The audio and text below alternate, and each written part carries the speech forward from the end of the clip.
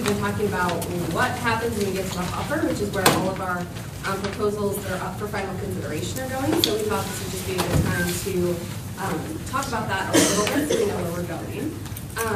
Right now, our process states that when we get to the hopper, we're going to have up or down votes for those proposals. So at that time, we will be able to vote on proposals that have made it to the hopper. And if we wish, we could revisit proposals that haven't, but we don't actually have that in our process at all. So we won't be taking votes at that time about proposals that have been set aside, unless we decide to do something different. And at the conclusion of second reading, the vote on a proposal will be that up or down vote once it's in the hopper. Yes, Commissioner Hannick. This is just a suggestion that when it gets to the hopper, I'm wondering if we can group things by the code section of the charter document. We've been going through different the initiative and referendum and other items kind of as they come, chronologically, but not topically per code section. And we might be able to wordsmith it better for the public if we group it together at that point and be able to discuss the things thematically. So just a suggestion. Thank you. Thank you, Commissioner Hannick. All right, and a piece that, sorry, I have a lot of notes for myself tonight. So at this time, we won't be taking votes at this time about whether or not to set proposals aside for later consideration. I mean, that was, I think, a good topic in our last meeting. It got a little complicated. That's not a part of our process, so it will be once things have gotten to the hopper, that is when we do an up or down vote, and we could consider. I'm saying things incorrectly, I think. No, I don't think it's incorrect. I just want it to be as clear as possible. We went back and looked at our process. We don't have any process other than at the end of second reading, something is voted up or down to be placed into the hopper. So for that reason, which goes to what we discussed at the last meeting, at the end of second reading on a new proposal, that's our vote. Does it go in the hopper or doesn't it? I think what the chair said, which is also correct, is at the end of the day, when we get to that hopper and clean it out, we can then take another look, things that we don't send to the ballot. We can make some decisions about what, if anything, we wish to do with them.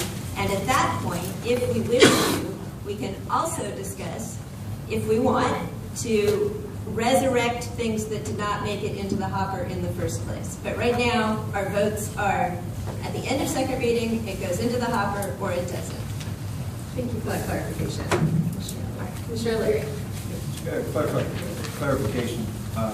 Coming out of the hopper to go to the ballot, it was my understanding there would be additional discussion on a given amendment at that time. Absolutely, yes. And so it's open, it's not just a yes or no vote. No. But at the end of that discussion, then up, down, ballot, not, then we deal with what's left over. And please remind me, are we receiving amendments at that point where Yes, we still have? That would That's what I be part of thought. the section. Okay, just want to make sure we're all on the same page. Thank you. No, this is a process that we're all learning as we go, so I think as much clarification as possible is really important. So I saw Commissioner Hemlick and then Commissioner Randall-Kelly. Yeah, I just had a point of inquiry. If we're resurrecting an item that has not advanced to the hopper, would that require a 2/3 vote of this body since we adopted rules governing how we got to the hopper? I believe Vice Chair Lenz has some thoughts about that. So at this point, we don't have that as a process. We would have to amend our process to resurrect things that did not make it into the hopper. So that was only mentioned that if when we get to the end of it, that is the will of the body, we could, by 2/3 vote, as you say, vote to amend our rules to allow that. But it's not on the table right now. Thank you. Commissioner Randall-Kelly. That may have partially answered my question, but so I was going to ask if resurrection meant things that could be pushed all the way to the ballot, or if they would become things that are recommendations of the council. I'm having some trepidation about all this, given how far we have to go still with the stuff that's remaining in our agenda, and given how thoroughly we discussed some of the things that were ultimately voted down at the second vote. And I think I would be personally opposed to resurrecting things that have been voted down. In light of just we've had a very well-developed process and a very admittedly cumbersome one. And I'm concerned we're not even get through the stuff that's a priority to us right now. So I would want clarity, and I would certainly only support something if it was a 2/3 majority to do something like that. And again, this is actually not a part of our process at all. Right now, we just had so much discussion about it last week. We wanted to make sure everyone knew that that's not our process. And if we wanted it to be, we would have to change our current process, which would require us to do that vote. So we're not actually changing anything, just trying to make sure everyone knows where we're at. Commissioner Layton. Thank you. I was going to, Madam Chair, Commissioner Layton, District 7, I was going to point that out as like 2/3 vote to change the rules to even do a reconsideration. Resurrection isn't really the quite word that we want to be using. But with that said, I want to make sure that we're clear about the vote threshold to move something to the ballot that has not been mentioned tonight. Vice Chair Lance, since you're pretty astute to the rules, I believe that it requires 11 votes, not a majority of present council commissioners, not say there's only 15 of us, it's not a majority of 15, it's 11 votes regardless of how many commissioners are present, correct? That is correct. Our process dictates that a vote to place something on the ballot requires a majority of the body, which is 11. All right. Any additional questions, discussion about the process? All right, wonderful. I think those are all the things I have to say. Do we have any legal report? I'm seeing a head shake, so nothing to follow up on in terms of pending legal requests. So that will move us on to amendment proposals, number 8 in our agenda, and we'll start with C26 because that is exactly where we left off last week. We were in the middle of discussion there, so we'll continue discussion on C26, which is on page 61 of your packet for today. I thought we were moving. This is first reading of C26 that we left off in the middle of. So Yeah. we're going to do that one first. And then we'll... Correct.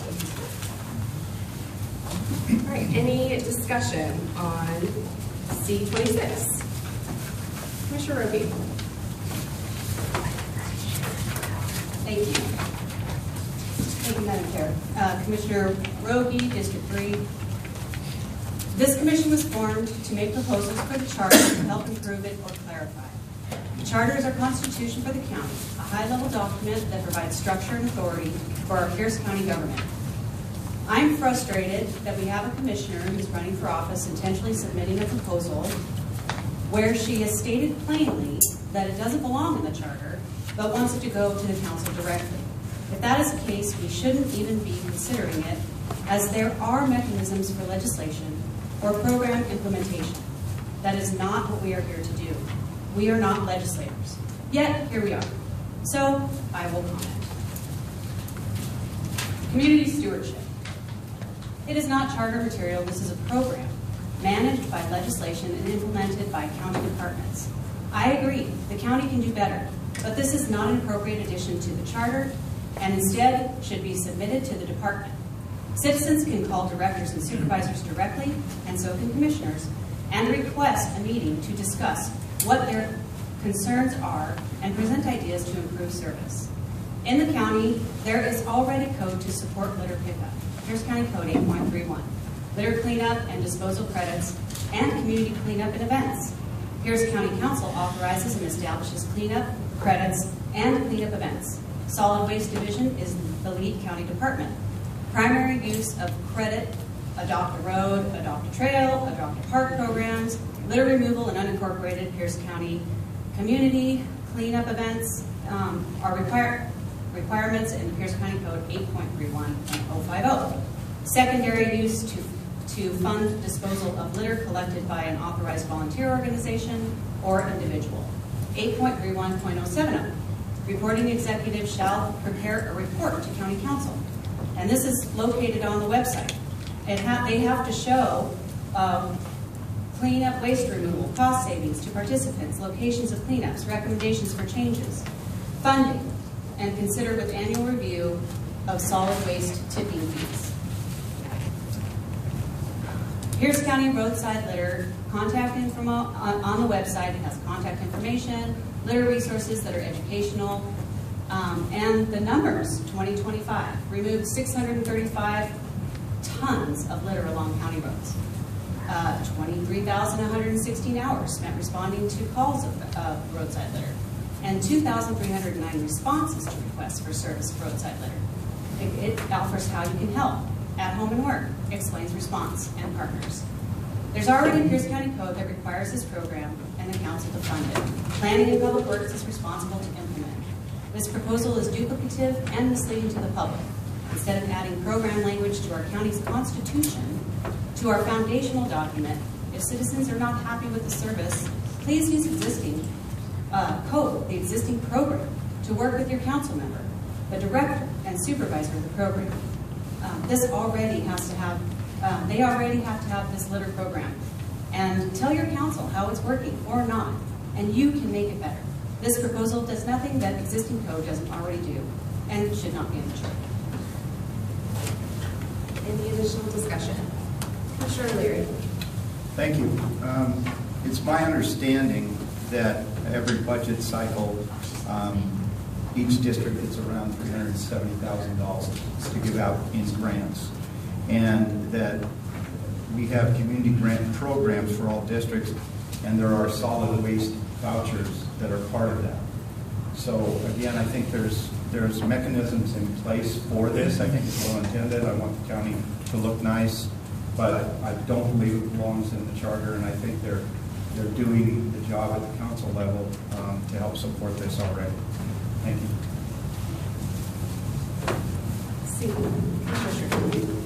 Hi, yeah, this actually, that's the whole reason that we wanted to suggest that the council pick it up in the first place. So it's interesting to me the commissioners that talked about that last week wanted to make sure that it could possibly be in discussion for the ballot, or the same people saying that it shouldn't be in the ballot. So I think that's kind of interesting. On top of that, this was an amendment written directly from our listening sessions for one of the people that is seeing an actual need where maybe that's not working. So there might be some places for the council to look and examine and compare different ideas and figure out what works, which is why it was suggested to go to the council so that they can figure out what's working and how to have equitable access across the whole entire county for rural and city people alike. Thank you. Commissioner Herrera. Thank you. Elizabeth Herrera, District 2. Sounds like a good old-fashioned work party to me. And I have been on plenty of them. Get your group together, get sponsored, and usually your sponsor will provide supplies and then spend several hours doing a cleanup to whatever road or area you choose. Remember when we utilized programs like Adopt an Island or Adopt a Road, such things like that. Those are special things that bring volunteers and communities together. We should ask ourselves if this belongs, if this even belongs in the charter, or with nonprofit organizations that have the funding set aside for such things as this. Or maybe waiting for a group to do the work in organizing an event and see it through from A to Z. Not rely on government to fix individual areas and communities. There are many people you know who have their own nonprofit. Maybe you can ask for a sponsorship from them. Again, I don't believe this is something that should be in the charter. Relying on government funding for cleanup efforts doesn't belong in the charter. And it's not the government's problem to clean up each and every community that we live in. And also, I do see on the Pierce County has their own website under Public Works talks all about cleanup, reporting litter, roadside litter removal, what happened to the new vacuum truck backsplash in 2024. We have a very great website. Again, with 3,500 miles of road in Harris County, I think that is a community effort that is needed, not a bill to send to the council. We already have that going on our website right here. There's plenty of icons to click and tons of information if anybody needs help with that. Thank you. Seeing no additional first round comments, we'll go to second round and then we'll come with Mr. Strickland. I can talk? Okay. I would just like to remind the two commissioners that just spoke that if they did more research into the Adopt a Road program, they'd realize it mostly just covers King County and it barely touches Pierce County. So there is a gap in where people are getting access to some of these programs. Thank you. All right, so that concludes first reading on C26. It'll move on to second reading next week. Thank you everyone for that. And now we're going to jump a bit to talk to the 4-vote sponsorship of C41, which is Commissioner Strickland, to talk about duties and responsibilities of the treasurer, and that's on page 116 of your packet. So as a reminder, since it's been a minute since we've done 4-vote sponsorship, Commissioner Strickland will introduce the item, we'll hear a legal report, have a brief discussion, which is about questions. Madam Chair, before we begin going to the 4-vote sponsorship, could I request 5 minutes? Absolutely. All right. Unless there's any objection to a 5-minute recess, hearing none, we're on break for 5 minutes. Please be back in 5.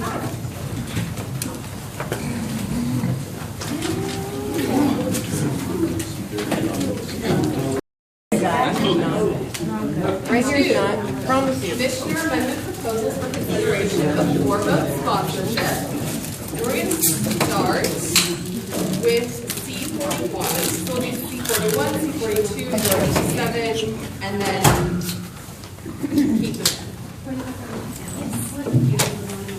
Perfect. 116. No problem. That's why I write it on my little notes, because otherwise I have to waste. All right. So, as I was saying before the recess, what's going to happen is we'll hear from Commissioner Strickland, we'll hear a legal report, brief discussion, and again, a reminder for the commissioners, this is specific questions to help your understanding of the proposal, not to ask the same question multiple times, not to start debate. This is just to have clarification around what the proposal is intended to do and says. So, on to C41, duties and responsibilities of the assessor treasurer. Commissioner Strickland, 2 seconds to sit down. Yes, sure, I don't need to sit. When I was writing this amendment, I was looking at a lot of the other charters in the state and how very little is said about these two positions, and I didn't want to touch a lot of the other ones because there's a whole lot of other amendments going on. So basically just updating it and looking at where we can, acknowledge. I just thought it should say more and be more descriptive. So I'm sure people have thoughts and ideas, and so I'd love to hear discussion and see what we can do. Thank you. Do we have a legal report for this item? We do. And this does appear to be within the authority of the charter. It may conflict with other provisions of the charter that establish that some responsibilities are with the county executive. Many of the financial responsibilities are with the county executive. So it would need to be reconciled with other provisions in the charter. Also, it may have the unintended consequence that the county could not change responsibilities of its elected officials in county code. It would have to rely on the state legislature to do so. Thank you. And I don't know if clerk, we also already got the Commissioner Brewer who's joined us. All right, so first up is Commissioner Layton with discussion. Not discussion, question. Question. and I'm so answer. sorry. I'm so sorry. Just want to make sure we're all clear. Thank you.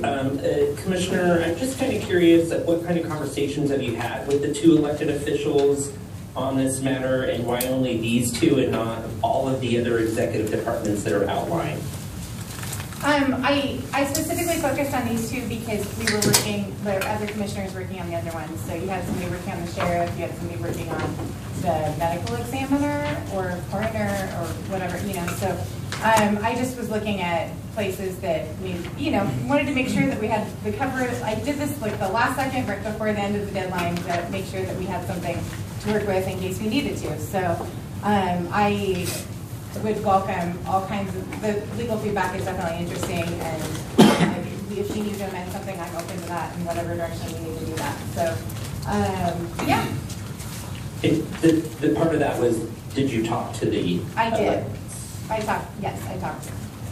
To both the auditor and both of them? I talked to the assessor, treasurer. Okay. And then, Madam Chair, may I point out to the IT, I'm not sure if it's that side of the room. I noticed there's handheld mics, but I know the other commissioners, I don't know, Sharon Hannick, the audio on that side of the table keeps going in and out and kind of sounding ominous, so I'm not sure what the issue is, but I see handhelds on that side of the dais, and so the audio on that side of the dais is really struggling for folks on the Zoom. Thank you, Commissioner Layton, for that that piece of information. I don't know if there's anything we need to do or would like to do about that. I'm looking over to Brian. And maybe remember to look up. Remember to look up. Thank you, Commissioner Hannick.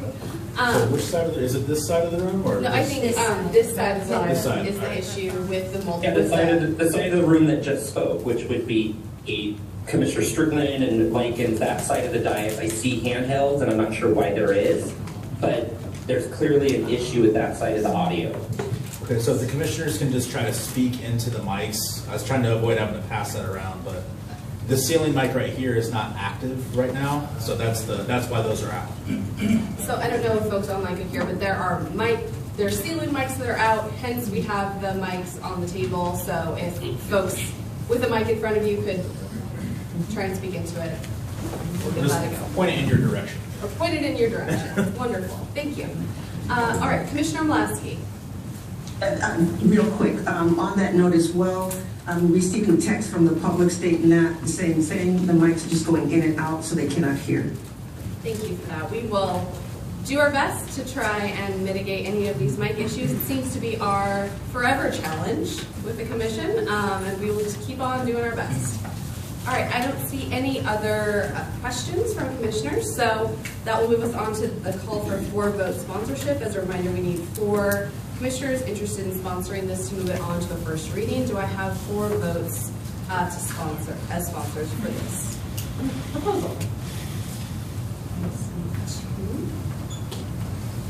So unfortunately, that will not move forward. Thank you, Commissioner Strickland, for submitting the proposal and for talking to us about it. All right, that moves us on to C42, eminent domain, on page 42 of your packet. And we'll go over to Commissioner Rydell Kelly for an introduction. One moment, I'm trying to pull out my own.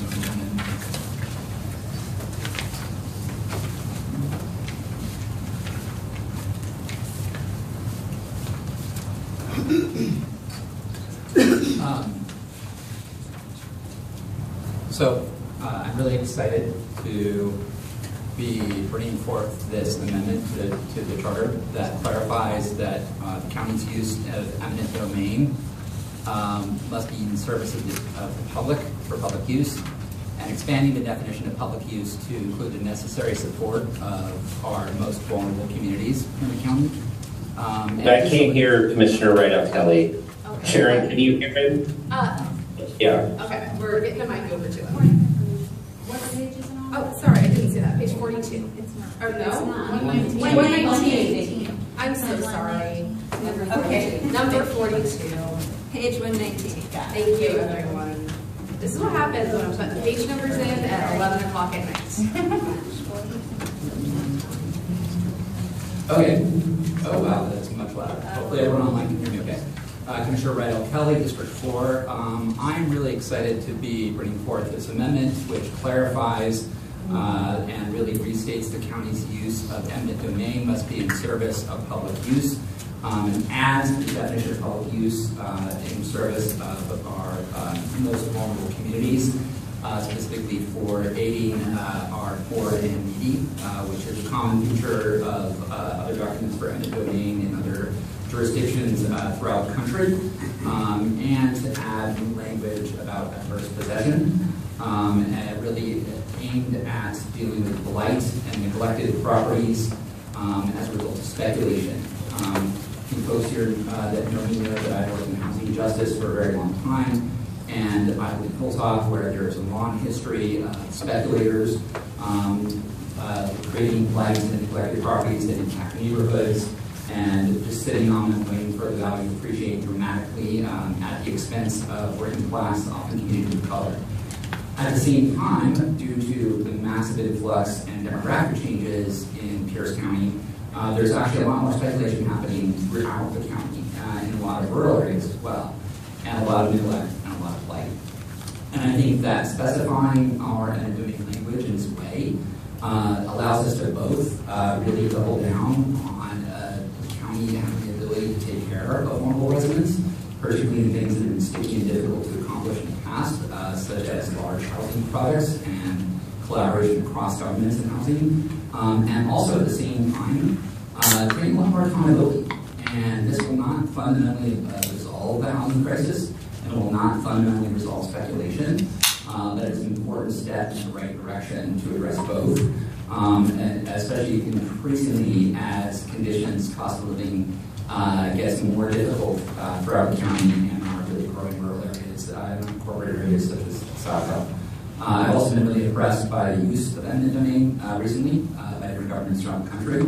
Most notably, Mayor Zoran Mudahn in what we announced yesterday that they will be using eminent domain to go after some of the worst slumlords in the city and to turn the properties into cooperative housing and social housing. And I think this is the kind of vision that we need to be pushing forward in Pierce County to take care of our diverse working class and our neighborhoods. So I look forward to questions and hopefully getting this to a much more robust, deep discussion in the next couple weeks. Thank you. Thank you. Is there a legal report for this item? Thank you. The authority of local governments to exercise eminent domain is statutory, is fully authorized as the statutes allow. So while this probably is within the authority of Charter County, the charter probably cannot exceed what's in state law. And really, the situations are determined on a case-by-case basis. Thank you. All right, so on to questions for Commissioner Riddle-Kelly. And Commissioner Layton, I see that you have your stuff. Thank you, Madam Chair. Commissioner Layton, District 7. Commissioner Riddle-Kelly, I just want to make sure I understand the reading of this. You're actually expanding what can be eminent domains, not limiting other factors, correct? If I read this correctly? That is correct. Okay, thank you. Commissioner Willis. Yeah, Commissioner Willis, District 3. I have more of a question for legal when you just mentioned about other state requirements and laws. Is it a legal's opinion that this expands power beyond what state law authorizes for eminent domain? I believe, no, there are some statutes, and I think some of them are listed in the legal review. And we can look at that again a little closer if you would like, but I believe Bristol's conclusion is this is within the current statutory framework. Thank you.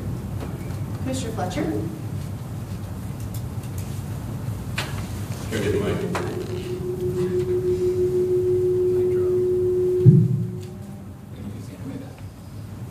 Thank you, Commissioner Fletcher, District 5. For the new section 95, implied adverse possession, it just doesn't say like just compensation, but is that like implied that the taking of the private property would, like the presumed it has a private owner, would that taking come with just compensation or not? We studied the state compensatory framework that all other aspects of eminent domain currently used by the county are.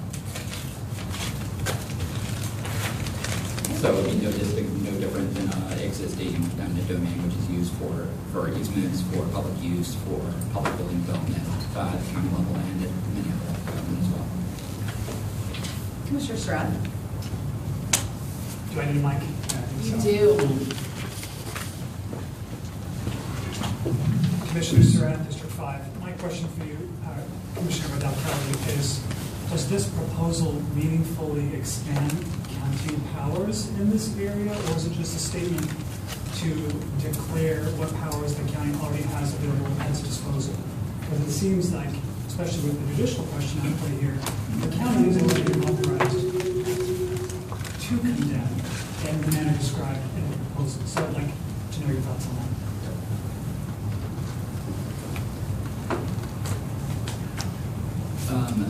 So yes, the county is statutorily and through the charter able to condemn any matter of scheme proposals. What it does is the county, should the county choose, which is where the really expanded part is, to produce additional ordinance allowing the county to take specific type of properties for these specific types of use. So it expands the definition of the type of use, but not the act or process of eminent domain. If that makes sense. Commissioner Hannett. Commissioner Hannett, Commissioner Hannett, District 1. I'm just wondering, is there a point where there's either a legal definition or maybe the county, it's clear to understand what is necessary to support the poor and the infirmed? At what point is there a line drawn as, this clearly, this is poor and infirm, and this is not? I mean, who is poor and infirm, and is there a legal definition or something other than a subjective opinion? There are plenty of legal definitions of what constitutes poor or low income or below the poverty line, and I think those are subject to extensive political debate. This type of terminology is used extensively in different constitutions, different charters, different jurisdictions, like all the time, including the New York State Constitution. Language is similar. This is in the Washington State Constitution, without creating issues or legal liability problems. So I think what it is it's creating a framework for ordinance and for decisions that can be done by the county government, not necessarily requiring the county government. In fact, you'll notice the very first line in the domain amendment, it's shall and replaces it with may. So if anything is specifying less overt direction under what specific means and times the county will use an eminent domain, but it is expanding when the county can use eminent domain. Seeing no other first questions, we'll move on to second. And a reminder, you only get 2 shots, so make them count. Commissioner Fletcher and then Commissioner Willis. And then we'll go to Commissioner Sharkey. Thank you, Commissioner Fletcher, District 5. Again, new section 95, implied adverse possession. It's my understanding adverse possession under Washington State law is 10 years. This says 7. So, are you open to amending this to be consistent with state law? Thank you for the cooperation on the mic.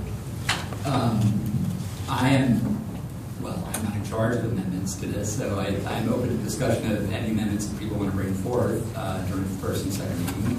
It's my understanding that this is not contrary to Washington State law. If there were to be a legal opinion that it somehow was, then I think that type of amendment would absolutely be in order and would be appropriate. When this makes it to first and second reading, folks can bring forth whatever amendments they might want. Commissioner Roby.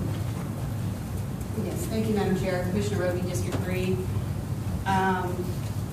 We are in Washington State, and in looking at the state constitution and the U.S. Constitution, there's a pretty high bar for for legitimate, for eminent domain, legitimate public use and must pay just compensation. I am concerned, reiterating what Commissioner Fletcher said about adding in language with regards to just compensation, but have you thought about or considered with this type of loose language that you're opening us up to lawsuits, big lawsuits, because property rights are a really big deal, and these loose terms like necessary support of the foreign firm could open us up for lawsuits?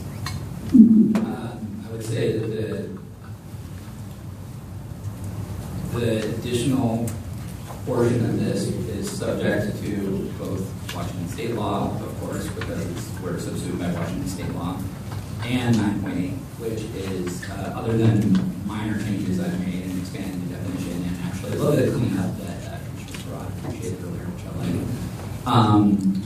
that the compensatory mechanisms you're referring to aren't in the charter currently because it's assumed that just compensation will be in place. So that critique would be a critique that would be leveraged of the existing charter. And the second part was, aren't you concerned about lawsuits with this loose language that can be interpreted? No. Oh, no, I was just going to say that part's in the rationale. It's not in the actual wording that would go in the amendment. So just correcting Rogie. So, Commissioner Rogie, thank you. Oh, sorry, forgot your title. My bad. All right, so Commissioner Willis. Yeah, Commissioner Willis, District 3. I'm a little confused on a couple things. I just did a quick search right now because I didn't get a whole lot of time to look at this, to be honest. But in looking at it, aside from what Commissioner Fletcher talked about with the 10 years to 7, that is defined in Washington state law, but a couple of things that are a little skeptical to me. A lot of the terms that you utilize under the 9.85, looking at 9.8 in current eminent domain, it does specify and define public use, but added in terms such as abandoned, disuse, neglect, unsafe, unsound, reasonable, essentially can initiate arbitration, enforcement, inconsistent application. For example, I'll just throw this out there. The question is yes. The question is, would you be open to an amendment to only Peters County Washington State defined terms under eminent domain or adverse possession? Because a lot of the terms that you're using are not recognized in Washington state law. I would have to look at that, and I would again, my concern would be if there's something that's contradictory to Washington state law.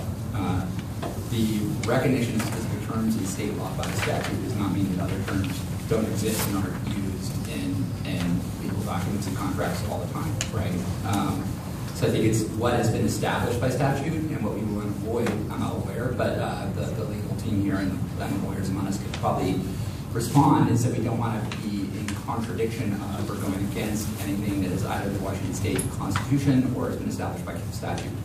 And to the legal team's observation, some of those things are up to debate and have led to litigation with different results in different counties in the state, right? That's in their legal review. And none of this is in conflict with existing statute and follows existing statute. So, yeah, again, amendments can come.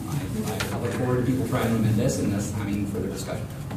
And point of parliamentary inquiry, Madam Chair. Yes, Commissioner Lee. I believe we're doing a lot of debating and then ending with, would you be open to an amendment, which is a form of a question. I get that. But I just want to ask you, Madam Chair, amendments can come in first reading, second reading, and if it moves past second reading to the hopper, amendments can come then, correctly, with a majority of this vote. So it's not necessarily asking the proposer if they're for an amendment. If people want to do an amendment, they could bring them in the next 3 subsequent actions, correct? That's correct. Okay, thank you, Madam Chair. Thank you. Commissioner Roby, did you have a second? No, sorry. So I believe that concludes questions on C42. So now I will ask for sponsorship. We need 4 commissioners to sponsor this proposal. We have more than 4, so this will move on to first reading. Thank you, everyone, for your questions, and Commissioner Randall Kelly for bringing it forward. So according to our amended agenda, now we'll move on to P7, which is on page 113. I do believe that is correct, and not, again, 11 p.m. issues on my part. So back to you, Commissioner Randall Kelly, for introduction. Thank you, Madam Chair. Commissioner Randall Kelly, District 4. I understand that this is one of those spicy and controversial issues here, and I am not sure about its status following this evening. I will say that I am deeply appreciative of my friend and constituent David Rose for bringing forward this issue. I think that campaign finance is one of the most critical and important things that we confront in having a functional democracy at all levels of government, whether it's municipal, what we're doing, the state, and of course the federal government. And you know, I think we should take it seriously. People have critiques and ideas about how to improve that, even if they're articulated in ways that might not land the best with some of us. You know, I think that there has been a movement in recent years towards really significant campaign finance reform in ways that I really appreciate. I've become a big fan of the Seattle democracy vouchers, and I'll point out again that the New York City mayor's race was recently largely decided, especially in the primary, by public finance elections. So I think it's really important that this is a part of the debate and discussion. I think that I myself received multiple maxed out donations in both my recent political races, and would not be able to receive those based on this exact proposal. So I understand to the point of the public commenter that $359 isn't that much money, it's your gas bill or whatever. I would flip that on his head, and I would say that for someone making the minimum wage, a full-time job, that's a half week of work.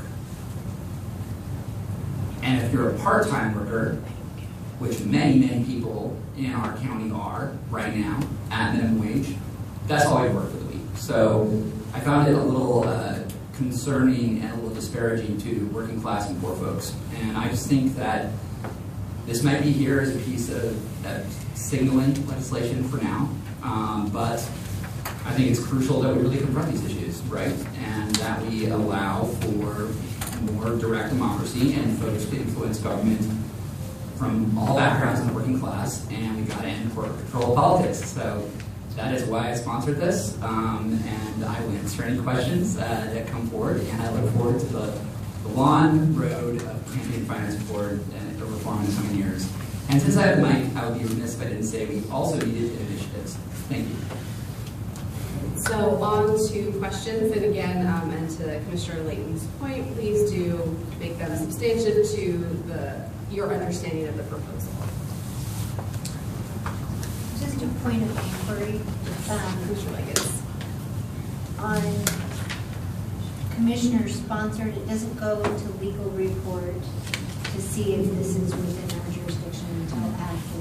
That is correct, yes. Just to ensure that we're utilizing our county resources as equitably and what's the word? Efficiently, thank you, as possible. Thank you. Commissioner Willis. Commissioner Willis, District 3. Thank you, Madam Chair. To that point, Commissioner Willis, I do agree as far as county resources and time of best management.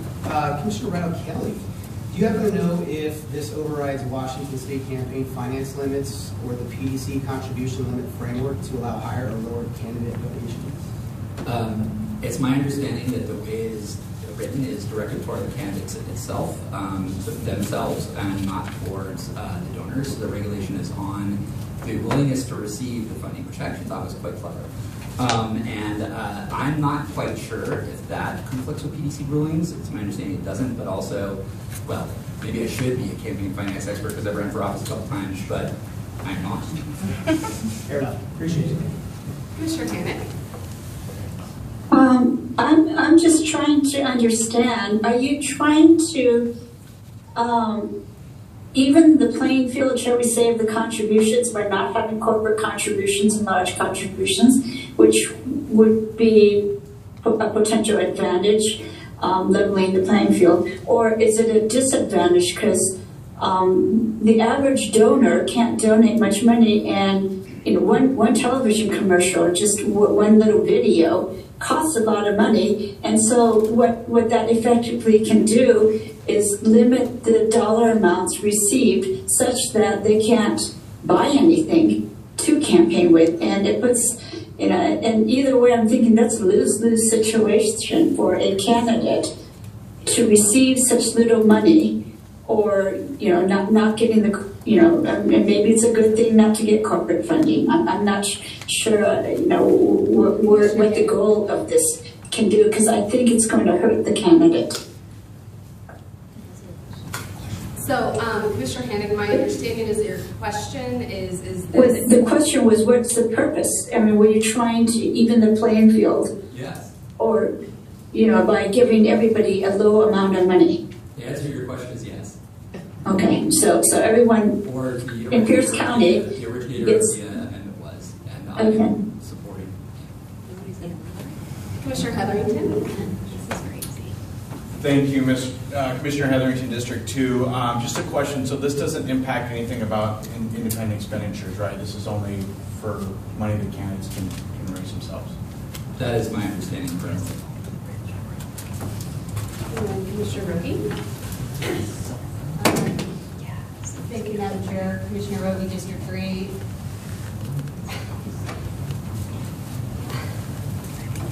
How does this limits the ability for the individual to raise money, but I'm not seeing anything in here about PACs, and that can be an issue too. So I don't understand how this is going to help a candidate. The second part of the amendment is about public financing, and about enabling candidates to receive public financing through, should the county want to do that through ordinance. So there's been significant success, as I referenced in my kind of motivating this.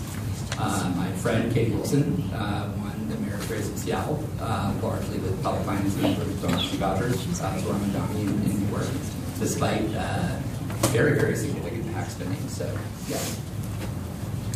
Commissioner Layton. Thank you, Madam Chair. Commissioner Layton, District 7. Just for clarity purpose, I just want to make sure, because this is about the Pierce County Charter, this is really only about Pierce County candidates. So it would be County Council, Executive, Auditor, us as commissioners, just for clarity purposes. Is that correct? I believe that those are the only races it could be applied to anyway. Thank you. All right. Seeing no additional questions, that will move on to a for-vote sponsorship. Do I have for commissioners who are interested in sponsoring this? Okay. And I have more than four, so this will move on to first reading and a legal review at a time. All right. Thank you, everyone, for that. So now we will go on to, I believe, our other proposals. First reading of O2. So I believe we have some friends here tonight to talk with us about O2. So if we could, Julie Murray is in the room. So if Julie, you don't mind coming down and talking with us about O2. It's on page 98, and I know that Julie is here. She submitted this proposal as another proposal, so it's first reading. So just as with Commissioner Strickling, she has the opportunity to, again, just refresh our memory as to what the nature of the proposal was, and introduce it briefly. And then we are not really in questions, we're in debate because this is first reading, so after that. With the exception that Julie can put her hand up to speak just as a commissioner would be able to. So you wanted me to introduce it? Yes. Is that it? Yes. Okay. So for the record. Just to reorient us. Yeah, my name is Julie Murray. I'm counsel for Executive Mello, and so the amendment before you would require that the council no longer be allowed to offer oral amendments, and that amendments must be in writing and be available for public inspection prior to the meeting in which they're taking action. Thank you very much for that introduction. All right, so that moves us on to debate. Commissioner Ginn, you're going to kick this off. Yes, thank you. Commissioner Ginn, District 4, I would like to make a motion to amend O2, and I apologize, I just have a hard copy in writing to offer. It was emailed, but...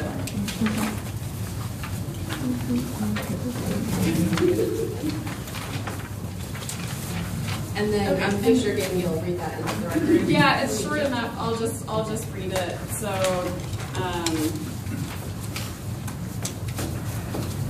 sorry, number 1 does not change. Number 2, I'll wait till everyone has it in front of them.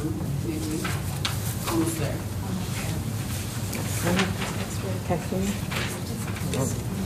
I'll see one. Sorry. Thank you. Okay, except for emergency ordinances, amendments to resolutions and ordinances must be in writing and available for public inspection at least 4 hours prior to the meeting start time of the applicable council or council committee meeting. Point of order, Madam Chair. Yes, Commissioner Malowski.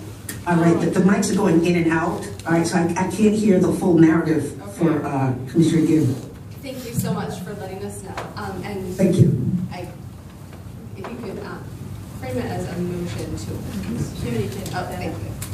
But if you could just read it. Yes. Is this better, Commissioner Malowski? Yes, give a thumbs up from Commissioner. Thank you. And I will email it as well. So the motion to amend would be adding to the beginning, except for emergency ordinances. And then it continues, amendments to resolutions and ordinances must be in writing and available for public inspection at least 4 hours prior to the meeting start time of the applicable council or council committee meeting. And that is our motion to amend. Do I have a second? Second. A second for Commissioner Sharada, because I heard him first. All right, so discussion on this amendment. Madam Chair, a question. Does Commissioner Ginn have this in an email that she could send to the staff running the Zoom that can put it up on the screen? That would be the most helpful for me. And maybe this is why we need the amendment for the council and ourselves. You want to take a picture of it? Just So while we're doing that, at the point of the risk of being repetitive, I just want to. I'm going to read it again more clearly. So if you look at page 97 of the packet, the proposed new language is shown in underline already. This amendment would place in front of that new section 2 the statement, except for emergency ordinances. Then it would continue as is written on page 97 all the way to the word 4 hours prior to, then add at that point additional language, the meeting start time of the applicable, and then strike after that action by, continuing on, strike the letter A after council or strike A, council committee, and then add the word meeting after council committee. Is that correct? We were working on the It was sent. Okay, wonderful. And I don't know where I'm able to.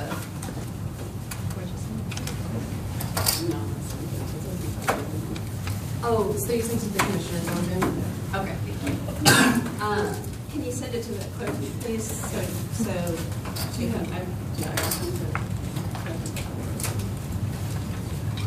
So, thank you, Commissioner, again for that. And thank you, Vice Chair Lentz, for rereading it. So on to Commissioner Likens. Can you hear me okay?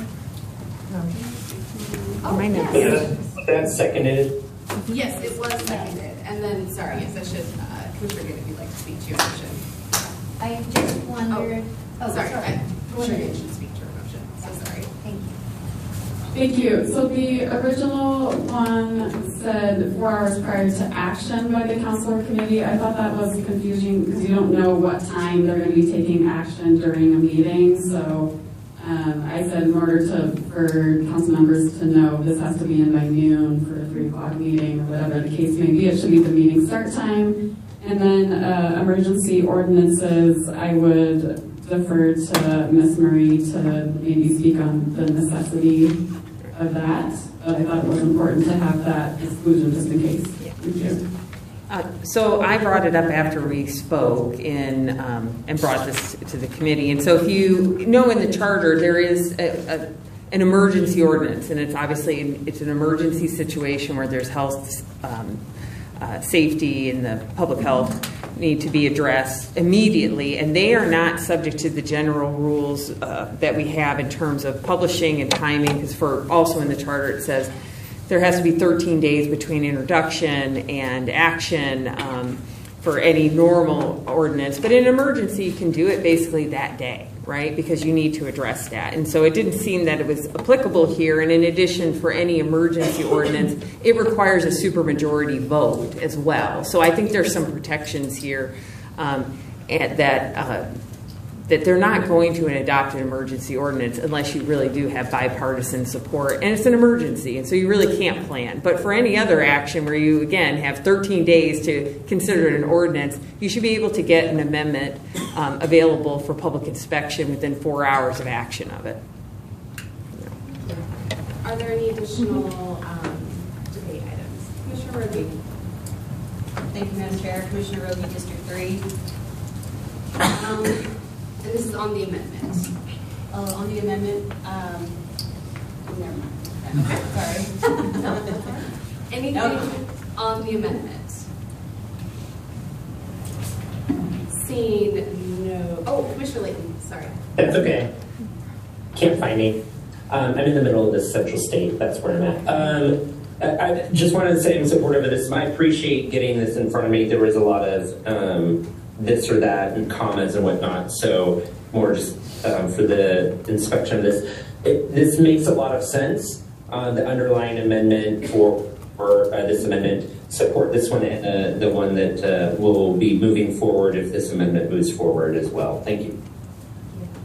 All right. So all in favor of the amendment as provided, please raise your cards.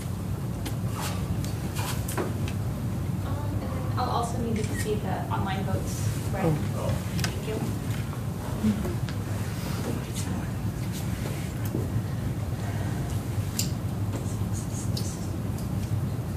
I count 16. All opposed, please raise your cards.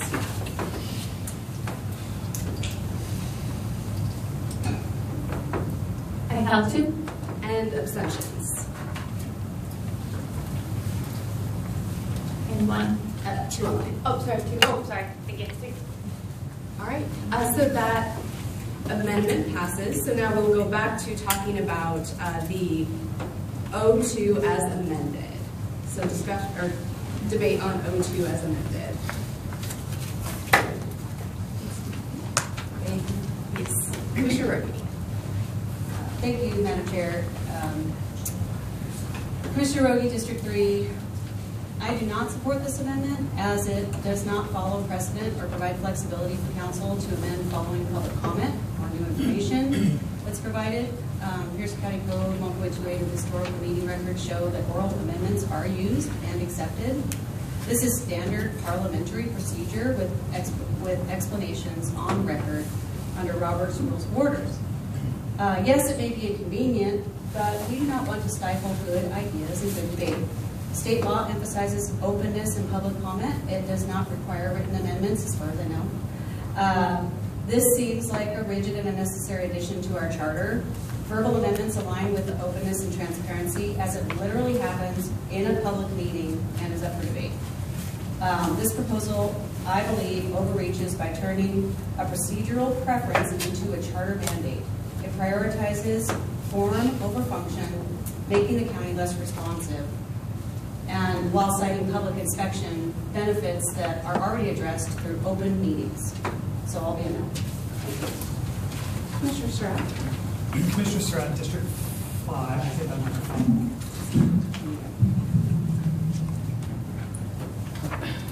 Thank you for paying attention to that.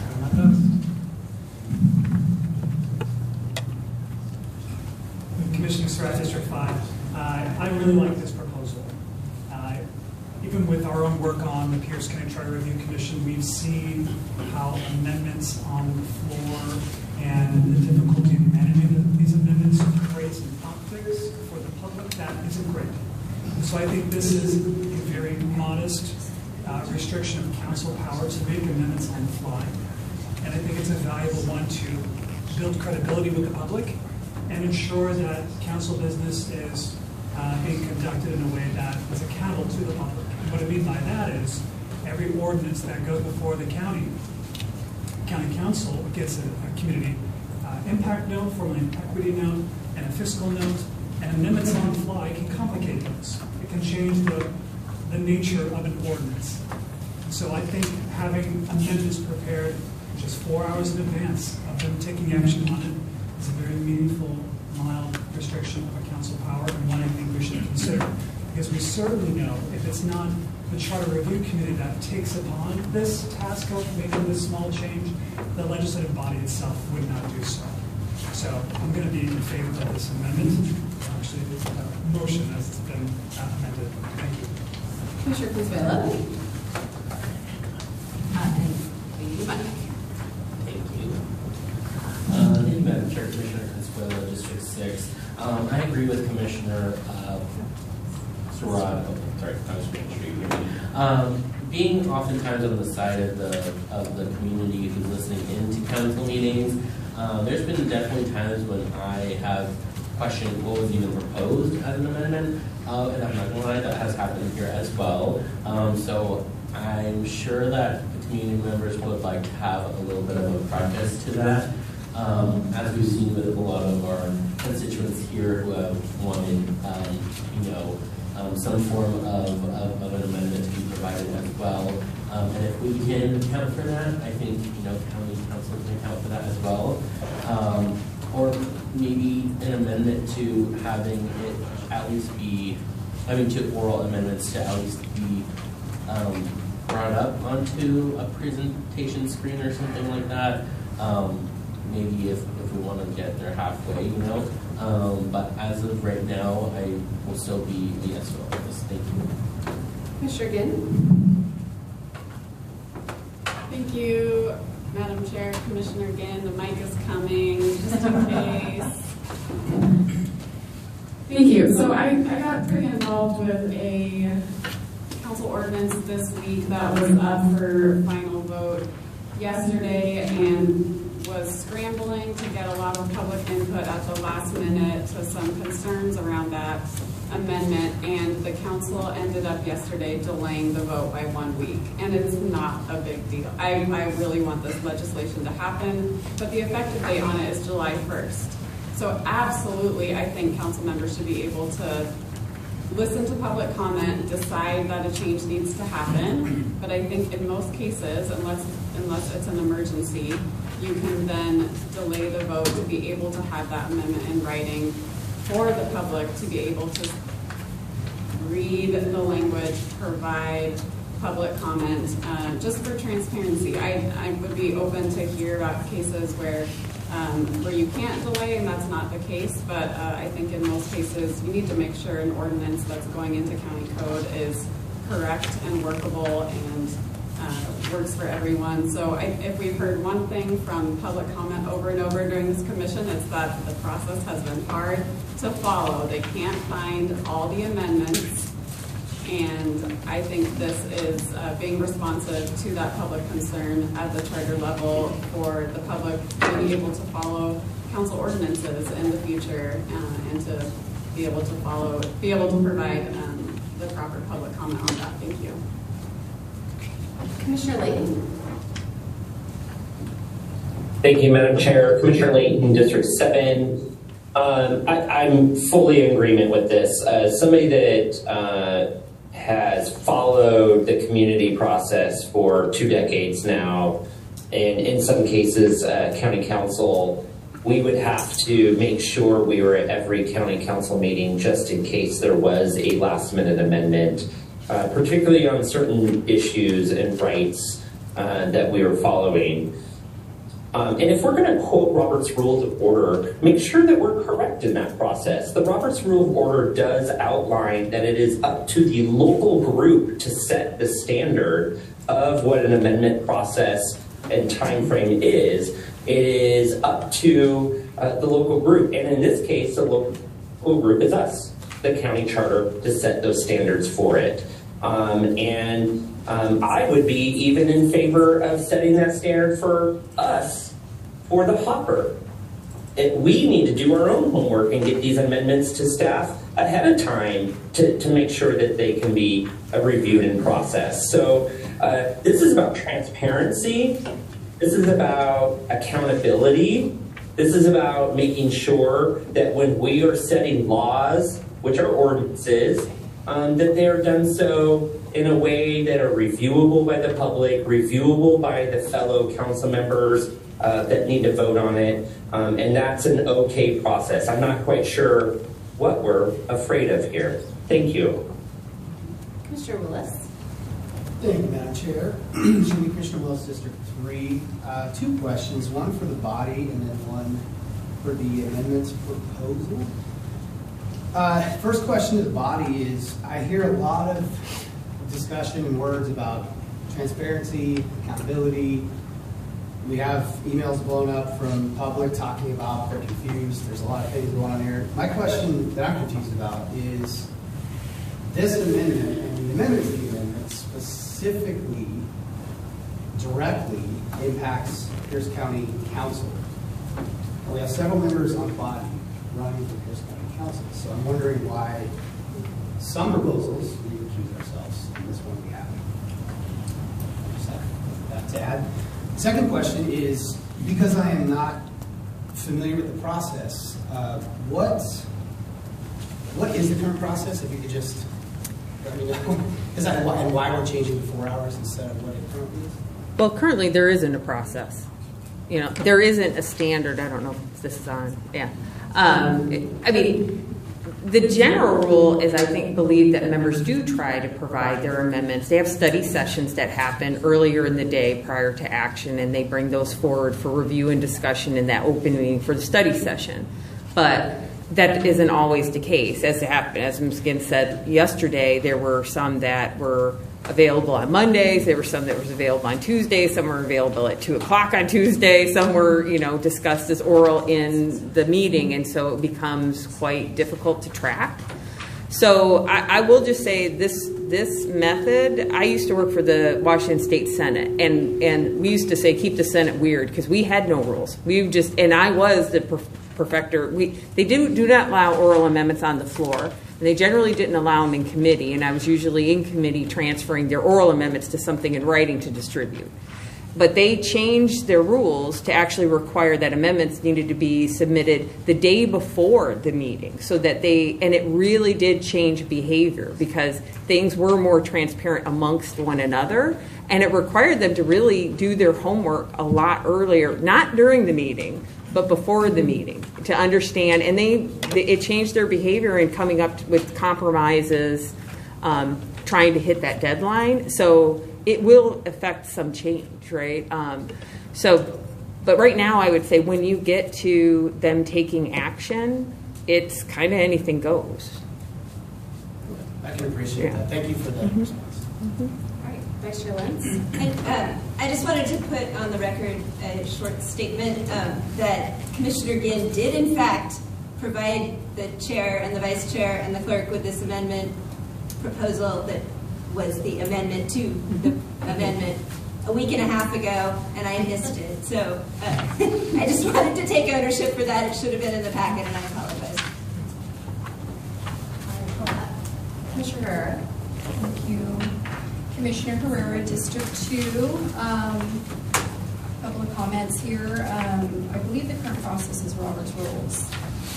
While the intent behind the proposal to require all amendments to council legislation to be in writing and available for public inspection prior to action is understandable in terms of promoting transparency, the measure as drafted introduces unnecessary rigidity that could hinder the legislative process. Firstly, under existing rules and Robert's Rules of Order, amendments must already be germane to the bill or resolution under consideration. This requirement ensures that any proposed amendment is relevant and directly related to the subject matter of the legislation, effectively preventing the introduction of unrelated or inappropriate changes. Therefore, the concern that written amendments are needed to prevent off-topic or improper amendments is already addressed by the principle of germaneness and existing procedural safeguards. Secondly, the proposed 4-hour public inspection window could impede timely and efficient deliberation. Legislative bodies often need the flexibility to respond dynamically to discussions, stakeholder input, or newly surfaced information during the meetings. Requiring all amendments to be prepared in writing and publicly available hours in advance could delay critical legislative action, reduce responsiveness, and discourage the natural give and take essential to robust debate and decision-making. Furthermore, the exception for minor, non-substantive corrections subject to a 2/3 vote adds an additional procedural hurdle that may be impractical. Scrivener's errors and clarifying edits often arise spontaneously and need to be corrected promptly to ensure accuracy. Subjecting these to a supermajority vote could result in unnecessary delays and procedural complications. To summarize, the current framework already ensures amendments are relevant and appropriate through the germaneness requirement and established rules of order. Imposing a rigid writing and timing requirement risks reducing legislative flexibility and efficiency without providing significant additional transparency benefits. Therefore, this proposed amendment is not advisable and could undermine the effective functioning of the council. I hope the public is paying attention that this is yet another power grab. Thank you. Commissioner Strickland. Yeah, Commissioner Strickland here, District 5. Robert's Rules was written in 1876. Today we can send an email and it can be right there in like 5 seconds. Pretty fast, pretty efficient, and pretty... Point of order, can Commissioner Strickland use the microphone? Thank you. Thank you. Commissioner Layton. 1876 is when Robert's Rules was written. You can send an email in 5 seconds. It's not that complicated. That's it. Seeing no additional discussion, that means O2. We'll move on to second reading. As amended. Thank you so much, and thank you for being here. All right, on to O1, Financial Procedures Modernization on page 99 of your packet. Leslie is here to talk to us. Make it Vice Chair Lentz. I just wanted to add that at our prior meetings, we had agreed to delay second reading on C25 and C39, which were also Finance Article 6 related items. So we're going to then, after we talk about this, the second reading of those is adjacent to that. So just wanted to refresh folks' recollection on that. Would you like to share with us just a really brief, this is what this one proposal is about? Sure. Julie Demuth, I'm the Director of Finance and Enterprise Services.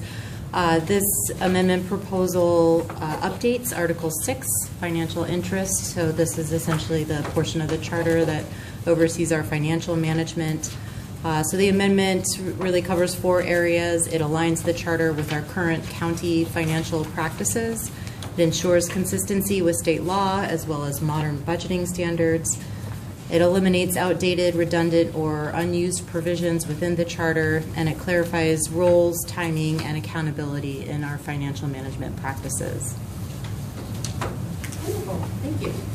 All right, so open to debate about 01.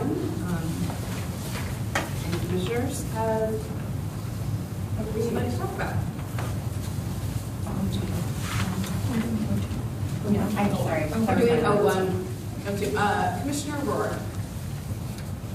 Commissioner Rohr, District 6. I have a question for the sponsor.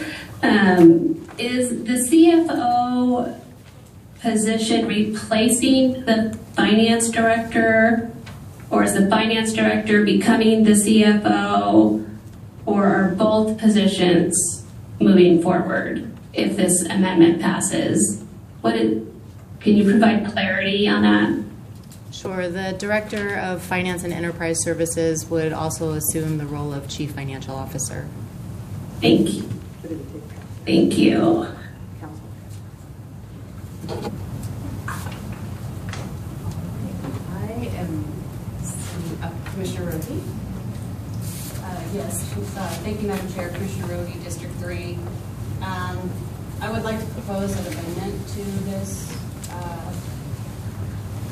this proposal, and it's section 6.9 that was added. I would like to delete that section that was the new section that was added that inserts the Chief Financial Officer as a position listed in the charter. So, just to clarify, we're looking at page 105 of the packet, and your amendment would be to strike proposed section 6.90. Is that correct? Yes. Where it says list Chief Financial Officer. The executive shall appoint a Chief Financial Officer subject to confirmation by the County Council, who shall be responsible for financial administration of the county, including reports to the executive and the County Council on the actual revenues and expenses of the county in accordance with the state law and charter. So did you have more questions? No, strike that. All right. So I move to amend. Thank you.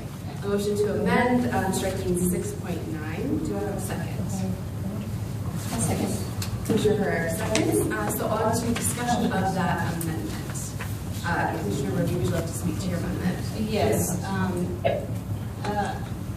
In my opinion, I believe that listing the director, CFO, staff, and charter is not appropriate. You don't have any other position, director, heads of departments listed, except for elected positions listed in the charter. The executive and county council need flexibility when determining department staffing needs, and while there's currently a chief finance officer, I'm sorry, I don't know your title exactly, this does not warrant the position being listed in a charter where for the next 10 years it needs to be organized in that way. And I do believe it's inappropriate and a conflict of interest for the department head to make a proposal adding their position to be required in the charter. So that's why I'm proposing to do it. Commissioner Layton. Thank you, Madam Chair. Commissioner Layton, District 7 here, against this amendment. I think this amendment, this specific part of this section does outline a critical section that we want to make sure the executive is being directive about being pointed about how we handle our financial controls within our multi-billion-dollar agency here. So we're not talking about chump change here. We're talking about billions of dollars, and we need to make sure that the executive is held accountable by appointing the person that's going to be in charge of managing that. It's not the assessor treasurer. We learned that already. This is the chief financial officer of the county that is in charge of managing the budget. So I urge you to vote against this amendment. Thank you. Additional discussion on the amendment. Commissioner Roby, back to you first. Well, I just wanted to address that the executive proposes the budget, but the county council is the one that approves the budget. And so I believe that listing this position and requiring this position in the county, the executive is supposed to sign it, and then while they can have a chief financial officer, I don't believe this belongs in the charter. It is a staffing issue, and it should be decided by the executive and the county council, not a charter review commission that maybe doesn't know the ramifications of inserting such a position into the charter. Additional discussion on the amendment. Commissioner Herrera? I'm just going to agree with Commissioner Roby. I don't believe that something like this belongs in the charter. And I'd like to hear if that's yet another department created and another appointment. Thank you. Any additional discussion on the amendment? Seeing none, we will take a vote on just on the amendment to the proposal. All right, so all in favor of the amendment to delete 6.9 from O1, please say, raise your cards.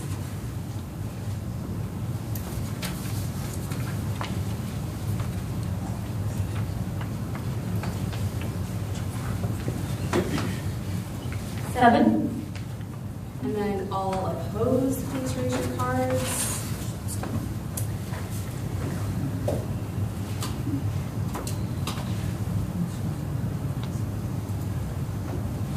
And then any abstentions.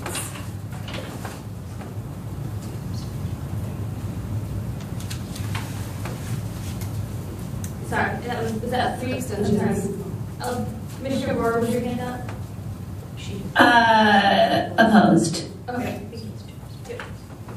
All right, so that amendment fails, and we will go back to discussion of O1 in its current state. Any additional discussion for this first reading? Commissioner Roby. Commissioner Roby, District 3, I would like to make another amendment proposal. Section 6.5, consideration and adoption of the budget, where it lists the appropriation ordinances adopted by the council shall not exceed the chief financial officer's estimated revenues of the county. I want to delete chief financial officer's estimated revenue, the chief financial officer from that statement, and leave it as it was. So I have a motion that in 6.5 delete chief financial officer. And also to delete if the chief financial officer certifies that additional revenue is available, delete that additional section and add in the part that she deleted by re-estimating the amount of emotion. And I can send, I do have this, I can send it for people to read, and I can read it out loud. The reason that, I want to make a motion to do this amendment, and I'll give an explanation, but deleting the chief financial officer from this paragraph, and then adding back in the verbiage that was stricken by re-estimating the amount by a motion passed by a minimum of 5 affirmative votes. All right, so I have a motion that in section 6.5, we would address all the things Commissioner Roby just stated out loud and will send to all of us.